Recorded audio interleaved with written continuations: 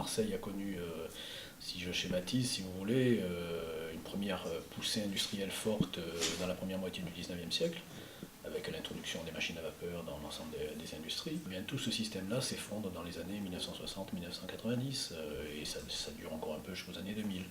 Mais l'effondrement de ce système, qui prend ses racines même avant le 19e, un peu à la fin du 18e siècle, c'est dans ces décennies-là. C'est là qu'on a ce qu'on peut appeler un choc de désindustrialisation véritablement, comme dans le reste de la France d'ailleurs et de l'Europe occidentale d'une manière générale.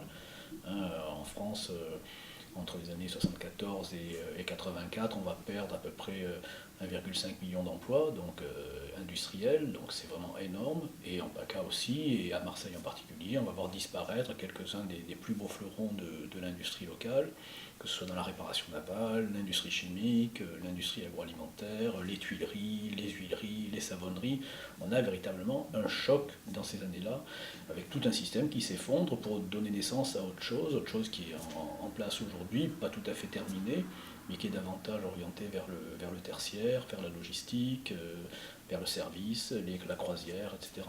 Quand il y a eu ce choc de désindustrialisation, évidemment, il y a du chômage, énormément de chômage qui se crée, puisqu'on perd de l'emploi industriel. Et on ne recrée pas de l'emploi industriel comme ça. Et il y a un relais qui a été pris ici dans certains bassins. Je pense par exemple au bassin de Gardanne. La mine s'est arrêtée. En même temps, vous avez toute la microélectronique de la vallée de l'Arc. Mais ce ne sont pas les mêmes qui vont être employés dans ces usines de microélectronique. Ce ne sont pas les anciens mineurs, ni même leurs fils qui vont se retrouver dans ces usines-là. Souvent, ce sont des gens qui viennent d'ailleurs, avec d'autres qualifications, d'autres parcours. Donc il y a un temps entre le moment où s'effondre, c'est ça le problème, s'effondre une activité, c'est pas évident déjà que d'autres activités renaissent, mais même quand elles renaissent, elles n'emploient pas évidemment forcément les mêmes populations. C'est ça le problème. Ce qui prédomine souvent, c'est un fort taux de chômage.